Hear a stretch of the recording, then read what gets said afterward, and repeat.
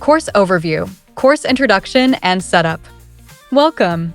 Think of programming like learning to speak a new language, a language that lets you give instructions to a computer.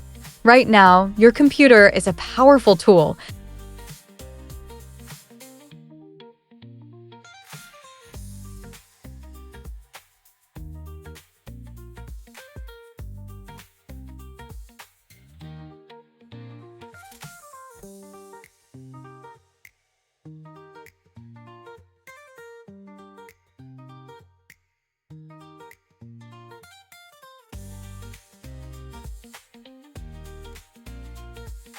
View d'ensemble du cours, Introduction et configuration du cours.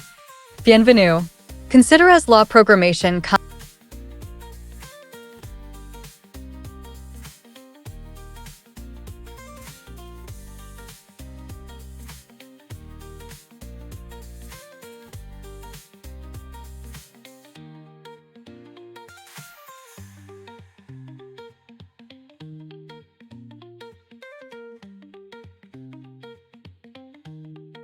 Comme l'apprentissage d'une nouvelle langue, c'est-à-dire d'un langage qui vous permet de donner des instructions à un ordinateur.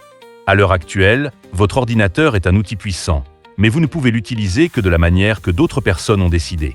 Ce cours vise à changer cela. Nous allons vous apprendre les éléments de base, les mots et la grammaire, afin que vous puissiez commencer à créer vos propres créations à partir de zéro. C'est comme si on vous remettait une boîte géante de Lego numérique aux possibilités infinies.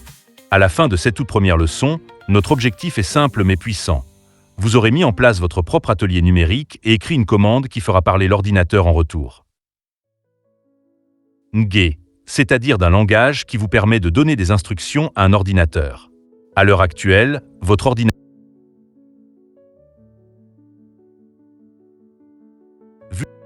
Vue d'ensemble du cours, introduction. Vue d'ensemble du cours.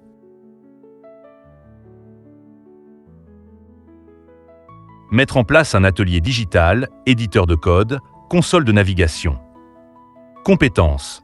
Utilisation de la commande pour afficher du texte .console.log. Durée, 10 à 20 minutes. Pourquoi c'est important?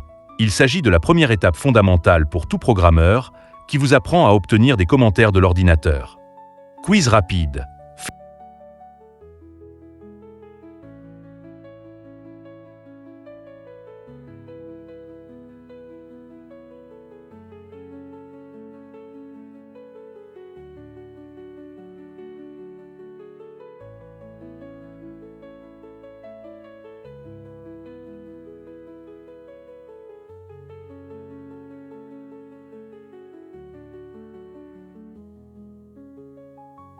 Course overview, course introduction and setup. A code editor is specialized software designed for writing code. It often includes helpful features like syntax highlighting and auto-completion. The correct answer is B. 2.